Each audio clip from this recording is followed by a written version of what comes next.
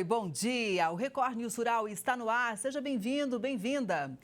O Senado aprovou na semana passada um projeto de lei que coloca 22 municípios das regiões norte e noroeste do Rio de Janeiro no mapa do clima semiárido do Brasil. Com isso, os produtores rurais passam a ter direito ao programa do governo federal de fortalecimento da agricultura familiar.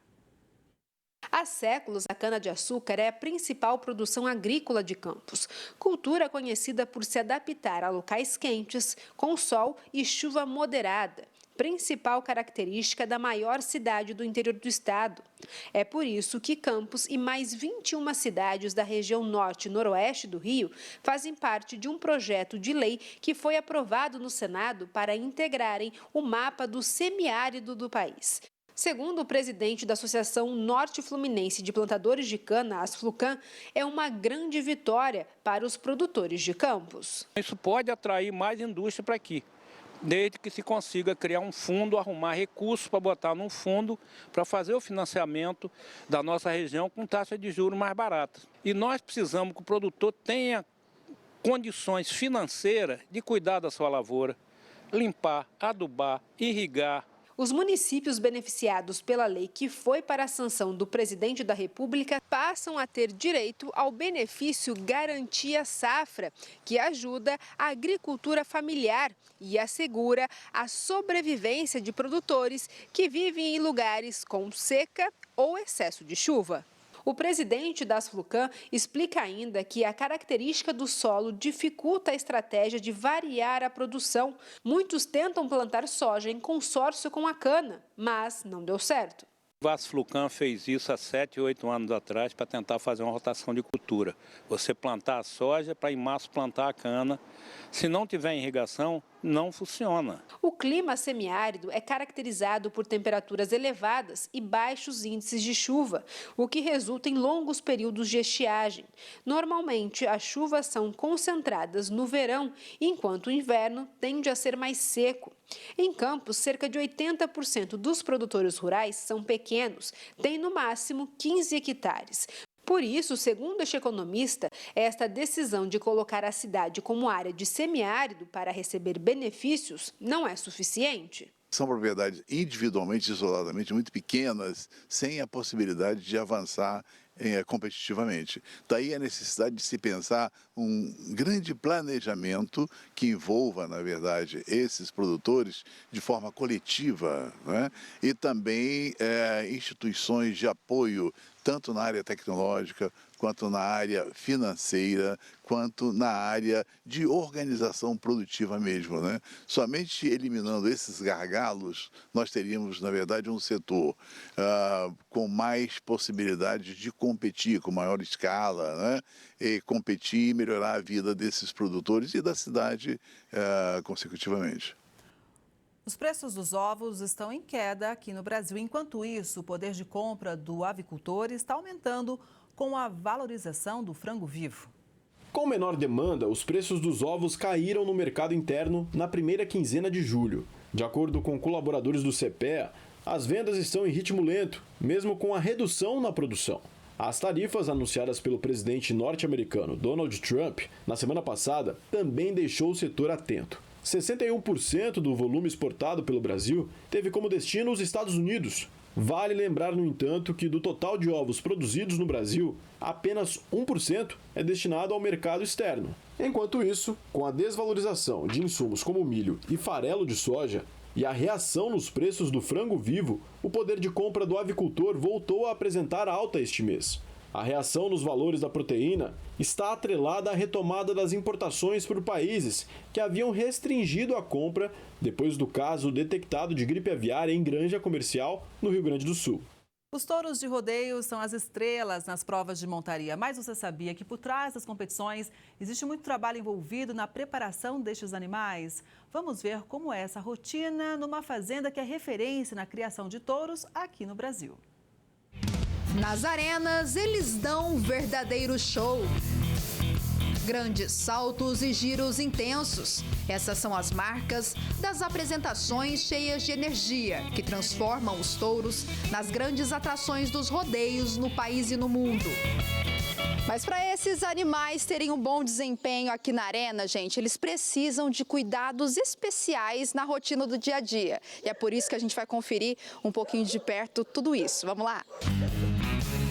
Nesta fazenda em Cem, que é uma referência nacional na criação de touros de rodeio, os cuidados são rigorosos para garantir o bem-estar dos animais, que são considerados verdadeiras estrelas. Hoje a gente vem investindo muito na genética de touros de rodeio, porque nós estamos na mão certa, porque o touro normal, vamos falar, o boi de pasto, o boi de confinamento, é uma genética mansa. E nós queremos uma genética nervosa de animais que não pode encostar nele para pular. Então, a gente tem uma seleção de vários animais aí, de vacas, de touros, a gente está cruzando esses animais e vem obtendo resultados muito grandes. Aqui, cerca de 80 animais com uma média de 700 quilos ou mais são destinados ao esporte.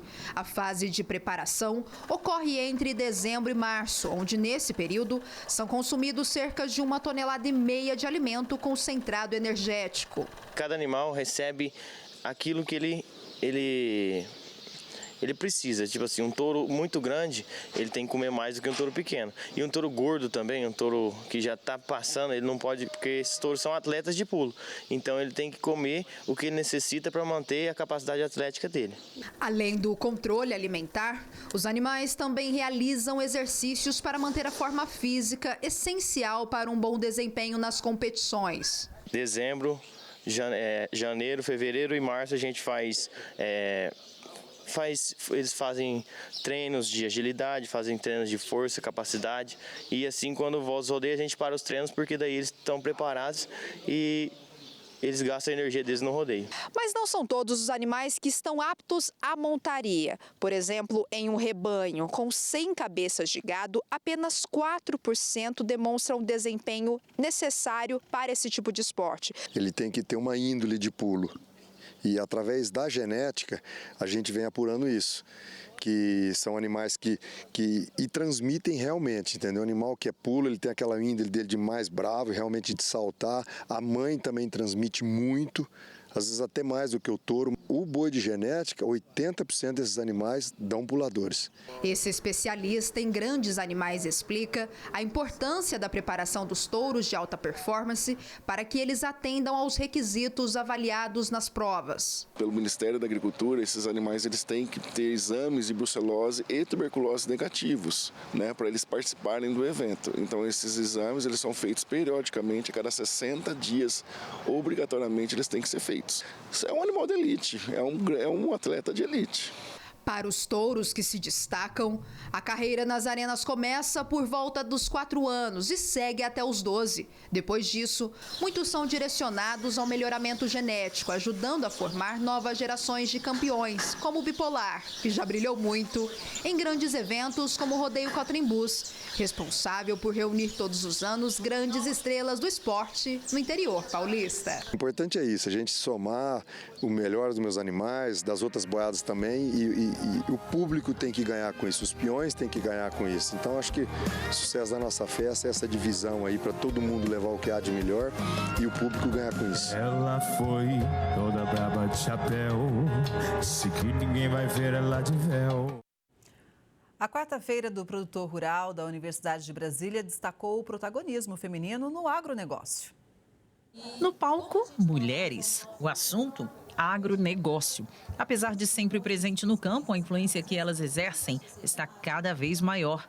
Da gestão de propriedades rurais, à liderança de empresas, passando pela produção de vinho, de soja ou de mel, como a Bibiane. Expondo pela primeira vez na quarta-feira do produtor da UNB, ela conta que ainda enfrenta um certo preconceito quando diz que é apicultora. A princípio eu enfrentei bastante dificuldade e principalmente assim dos olhares da sociedade. Mas eu tive a curiosidade, gostei, né, desde a primeira vez que eu fui para o campo, porque trabalhando com a roupa, com segurança, é para todas as mulheres que gostam. E eu me apaixonei pelas abelhas e estamos aqui vendendo nosso mel. A dona de uma empresa de máquinas agrícolas destaca que a mulherada vem rompendo barreiras históricas, operando os maquinários, dirigindo tratores e assumindo o protagonismo em diversas frentes do setor. A gente tem hoje uma inovação e a tecnologia que está a nosso favor, né? A facilidade que a gente tem para utilizar os equipamentos, não ficar dependendo tanto de força física, mas que a gente consiga aumentar a produtividade desde do preparo da terra, do plantio até a colheita, com vários equipamentos com essa inovação tecnológica. Isso facilita muito a nossa vida. O protagonismo delas inspirou o tema da feira este ano, Mulheres Transformando o Campo. Hoje nós temos várias mulheres tomando conta de empresas de várias áreas da agricultura, agropecuária de forma geral, e a nossa feira esse ano tem o tema de mulheres transformando o agro por conta disso, porque as mulheres realmente estão modificando, ajudando em companhia, claro, com os homens, a desenvolver melhor ainda a nossa agropecuária nacional. O diretor de uma empresa produtora de sementes reconhece a participação das mulheres no campo. A mulher não está transformando só o campo, né? A mulher está transformando todos os segmentos. Nós, além de sermos produtores de semente e plantarmos as nossas áreas de lavoura, nós temos uma empresa que 70% hoje são mulheres, né? Então a mulher está em todo o setor da empresa. Eu acho fantástico, porque elas têm uma percepção, uma rigidez no fazer a coisa acontecer, né? Ellen está há um semestre de se formar em agronomia e já está à frente de uma vinícola. É muito gostoso, né? A gente poder ver mulheres ganhando espaço no agro cada dia mais, em papéis de gerência, de comando. Talvez esse nosso cuidado feminino acrescente muito mais a isso. E é muito legal você, pós-formado ou nem formado ainda, conseguir ter oportunidades no mercado, um mercado que é majoritariamente masculino, né? Então a ideia é essa, trazer para jovens mulheres esse caminho do agro. Muito importante, né? Depois de um evento na Suíça, o setor de cafés especiais do Brasil pode negociar mais de 107 milhões de dólares nos próximos meses. A Europa é o principal mercado do setor de café especial brasileiro. 31 empresários da comunidade do café especial do Brasil, representando produtores, cooperativas e exportadores, estiveram na World of Coffee, em Genebra, na Suíça, no final do mês. No evento foram realizados 19,719 milhões de dólares em negócios presenciais. Agora, o setor espera concretizar mais 84 milhões e 480 mil nos próximos 12 meses. A delegação brasileira esteve no evento através do projeto Brasil Decoffeination, desenvolvido pela Associação Brasileira de Cafés Especiais, a BSCA, em parceria com a Agência Brasileira de Promoção de Exportações e Investimentos, a Apex Brasil.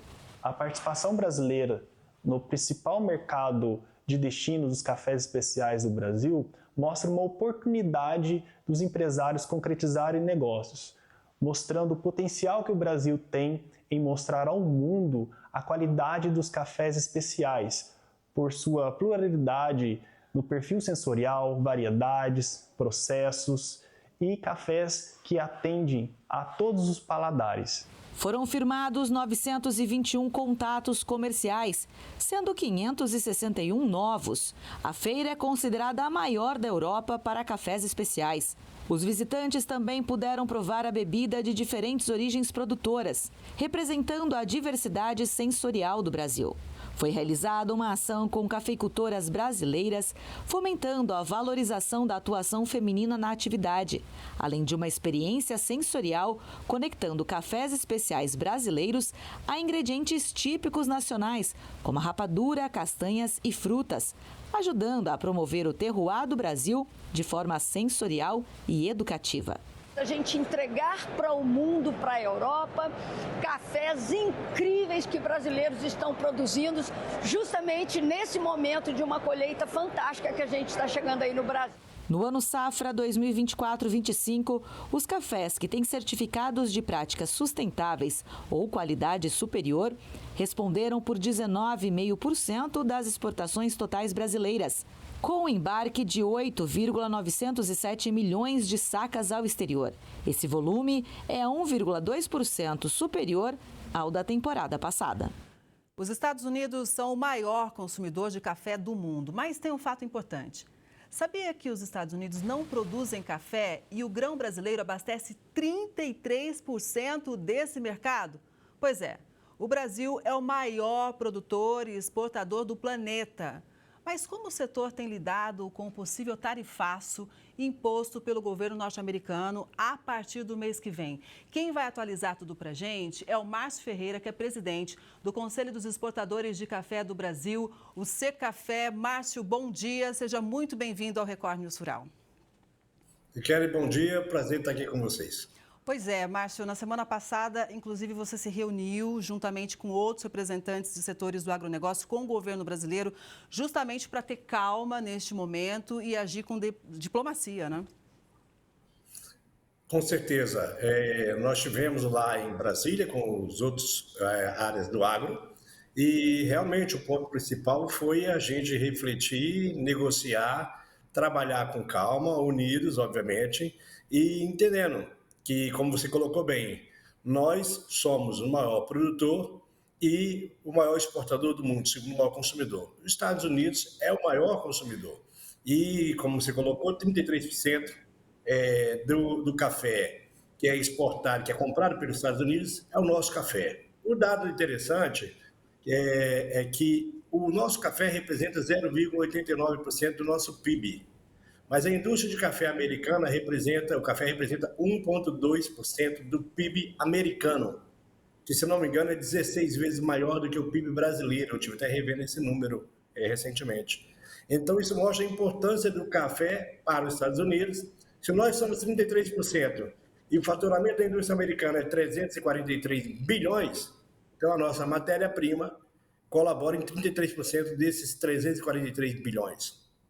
Pois é, e inclusive, eu acho interessante esse dado que a gente destaca na nossa manchete, né? Que para cada dólar exportado aqui do Brasil, né, em relação ao café, são gerados 43 dólares lá nos Estados Unidos? É isso mesmo, que seja Brasil ou outra origem, exportado, ele é convertido gerando 43 dólares, daí o faturamento enorme anual e a participação no PIB americano de super importante. Então, tanto para o governo brasileiro quanto o governo americano, isso é uma pauta que tem que ser tratada com muito cuidado. Pois é, inclusive, para a gente deixar então claro, é um mercado muito importante para o café do Brasil, que historicamente tem uma parceria, porque o Brasil, como maior produtor mundial, é o que consegue atender a esse mercado, inclusive com qualidade e preço competitivo. Exato. O café brasileiro é, via de regra, tanto arábica quanto robusta, o mais competitivo. Ele tem como característica principal o corpo e a doçura, que é exatamente o motivo pelo qual ele entra nos blends dos cafés importados de outras origens e também vendido isoladamente no Brasil. Então, se não tem Brasil, não tem corpo, não tem doçura.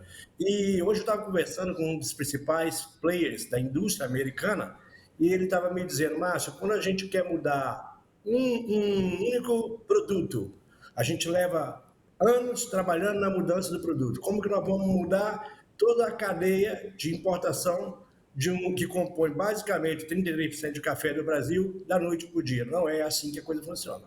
Pois é, e se não é assim que a coisa funciona, Márcio, como que você, que obviamente conversa com todos esses importadores, tem sentido a reação deles lá nos Estados Unidos? Existe uma movimentação para sensibilizar o governo norte-americano?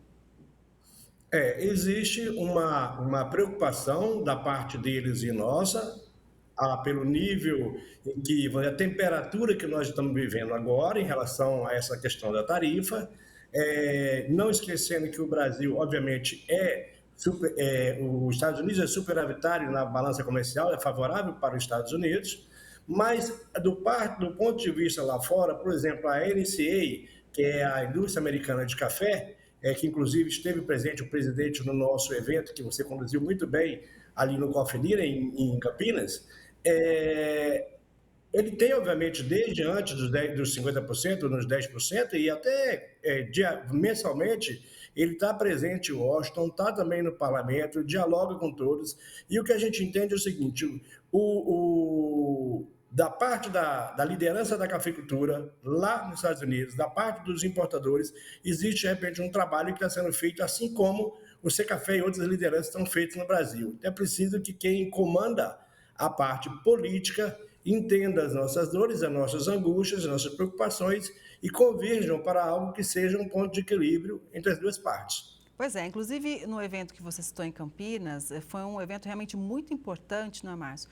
Porque reuniu representantes de 35 países. Então veja realmente como o Brasil ele foi capaz de trazer todas as pessoas para cá para geralmente discutir novas diretrizes, sempre focando inclusive na sustentabilidade. A sustentabilidade foi algo assim muito marcante desse evento e é importante também a gente trazer isso aqui para o consumidor brasileiro, para entender que o setor agro sempre foca na sustentabilidade. Foi dito nesse evento que ser sustentável é algo que é prioridade e não tem como ser diferente.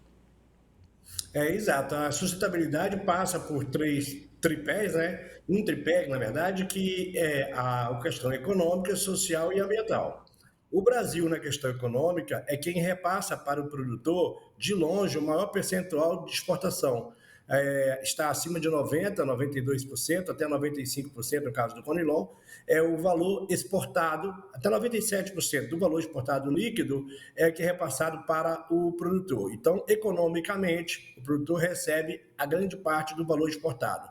O que não acontece em nenhum outro país. Todos têm valores bem abaixo, percentuais bem abaixo. Talvez uns países importantes, eu não vou aqui citar, mas tem em torno de 60%, outros não chegam a 50%. Quando o máximo 70%, 75%, enquanto o Brasil entrega 95%, 97%. Então, o fator econômico é óbvio. Do ponto de vista ambiental, o Brasil ele tem o seu Código Florestal, que nos coloca em posição de vantagem em relação às outras origens, já é extremamente rígido, lembrando que a propriedade ela é obrigada a proteger, dependendo do bioma, entre 20% a 80% da propriedade em relação ambiental, e só pode produzir café no restante dessa propriedade. Quando a gente soma a área protegida nas propriedades de café somadas, incluídas, ela representa mais do que, por exemplo, um país, a própria Suécia, por exemplo. E quando a gente vai para a questão social, a gente tem se empenhado bastante em que não somente o produtor, mas aqueles que trabalham também na colheita e todos os elos da cadeia tenham um trabalho digno, justo e bem remunerado. E, inclusive, naquele evento, o Secafé firmou a adesão ao Pacto Social, assinando ali eu como Secafé e o ministro do Trabalho, né, o Luiz Marinho. Então, a gente estava ali num momento muito feliz também, mostrando o compromisso que a nossa cafeicultura tem com a pauta ESG. Eu fiz essa pergunta justamente para a gente ampliar agora com relação a novos mercados, Márcio, porque quando vem um problema como o que está acontecendo agora, a gente pergunta, tá, mas a gente consegue escoar para outro país, fazer novas parcerias? É claro que você substituir 33% das suas vendas de uma hora para outra é muito desafiadora, muito complicado. Mas com relação a esse novo cenário, você acredita que esse acordo Mercosul-União Europeia pode de alguma forma nos ajudar a exportar mais para o mercado europeu? O acordo Mercosul-União Europeia, quando realmente é firmado do ponto de vista válido, e as tarifas que também existem, que prejudicam inclusive que é o nosso mercado, nossa relação, principalmente no caso do café solúvel, quando isso acontecer, obviamente a gente vai ter um avanço nas exportações brasileiras para aquela direção, mas também os países, por exemplo, da Ásia, países inclusive que estão no BRICS, o Brasil sofre com tarifas altas ali também.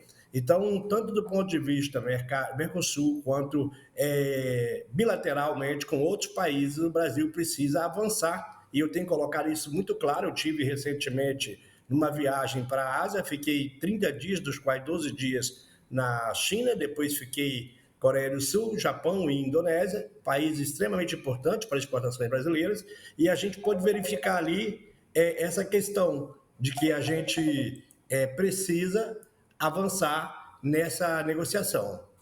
Agora, Márcio, você menciona algo importante, né? Em alguns momentos eu já estive acompanhando algumas falas suas sobre que não existe almoço grátis, né? Se o Brasil é cobrado muito nessa questão ambiental, produzir com sustentabilidade, é preciso que isso venha reconhecido nas embalagens lá no mercado internacional, né? Eu tenho colocado isso até como, eu entendo que isso é como algo de direito que o Brasil tem que demandar, não só o Brasil, como as demais origens. Por quê? Quando a União Europeia lançou a ideia e depois o fato da UDR, do ponto de vista de que você tem que comprovar que o café não vem de área de desmatamento, o principal ponto foi os nossos consumidores precisam conhecer que esse café realmente conversa com a questão ambiental. Ele cumpre com a legislação ambiental, inclusive a legislação também europeia, respeitando, obviamente, a nossa legislação. Agora, como que o consumidor final, alegado ser o responsável por todo esse processo, que é muito positivo, como que ele vai identificar o café se na embalagem final não constar? Então, isso é algo que eu gostaria que você muito bem colocou, como mídia, governo inclusive, setor público e privado, que demandem. Se você me demanda que eu tenho que comprovar o talhão, você tem que entregar na embalagem que esse café veio, pelo menos dizendo que é café do Brasil, se possível até qual é a região, mas não omitir que é café do Brasil. Exatamente, né? Agora, Márcio, posto tudo isso na mesa, a gente falou de produção sustentável, respeito ao meio ambiente, qualificação, preço, né, os diferenciais do nosso café. Você acredita que pela negociação, pelo apelo dos nossos empresários aqui, também norte-americanos, pelo que você sentiu da reunião com o governo, juntamente com outros representantes do agronegócio, existe realmente uma possibilidade de que essa cobrança de tarifa norte-americana seja revertida antes de agosto? Primeiro, depois do dia daquela reunião, a gente vê que o ambiente ficou um pouco mais, vamos dizer assim, pesado, né? Do ponto de vista político, e sempre respeitando, obviamente, a posição de cada governo. Mas a gente continua trabalhando e a gente entende que existe, sim, a possibilidade. Talvez o primeiro passo necessário seja a prorrogação desse prazo de 1º de agosto, e até porque ele afeta produtos, não o café menos, mas outros produtos que eles não têm tempo para esperar. É o caso de peixe, de fruta, outros produtos que a gente sabe que tem essa dificuldade de pescado. Bem, nesse ambiente que a gente está, se realmente for colocado em prática aquilo que foi conversado, do ponto de vista sentar, negociar, acalmar os brios, entender que cada um tem a sua parte de responsabilidade para com a sua população. A tarifa ela é extremamente inflacionária para o consumidor americano e ela é muito prejudicial para a cadeia como um todo, inclusive, e talvez principalmente o produtor brasileiro. Porque se você agrega custos, obviamente que o mercado tende a ajustar para baixo em função desses custos. O que a gente imagina, nós tivemos depois disso reuniões com as lideranças, como eu coloquei aqui, americanas também e clientes, e nessas reuniões a gente está trabalhando nessa construção. Há que se lembrar que o café, os Estados Unidos não produz café. Exatamente por não produzir, a gente não compete com o agro desse ponto de vista. E, mais uma vez, ressalto, é gerador de um potencial enorme, efetivo, na verdade, não é potencial, dentro da economia americana. O que faz com que, ao sentarmos na negociação, a gente sabe o peso que o café tem. E você perguntou sobre a gente ter a possibilidade de ir para outros lugares, outros destinos. Cada país tem o seu hábito de consumo. O hábito de consumo na Ásia, principalmente, por exemplo, a China está crescendo o consumo, mas o hábito de consumo de café lá é muito diferente do hábito do brasileiro, do americano, do europeu. São hábitos diferentes. E mesmo dentro de um consumo de café propriamente dito, as fórmulas que cada empresa usa, no que compõe com o café brasileiro, seja arábica, seja robusta, café de outras origens, Colômbia, Vietnã, são próprios de cada marca. E isso você não muda no estalar de dedos. Então, a gente vai trabalhar, continua trabalhando para ampliar o nosso leque de compradores, mas jamais abrir mão do mercado americano. E outra coisa, o Kelly, que é importante notar, é que nos últimos anos a produção mundial está muito ajustada com a demanda. Então, se alguém diminui a compra do Brasil, e essa compra vamos supor o caso dos Estados Unidos que a gente está debatendo aqui, ela é compensada por uma exportação maior de uma outra origem, Se a produção mundial é muito ajustada, necessariamente alguém teria que comprar mais café do Brasil ou estaria diminuindo o consumo, o que a gente não enxerga. E como a gente percebe também que a próxima safra de Brasil, há condições climáticas favoráveis, tanto no Arábica quanto no Conilon, ela promete ser uma safra muito boa, indicação de recorde, nós precisamos continuar buscando novos destinos sem abrir mão, volto a repetir, do mercado americano.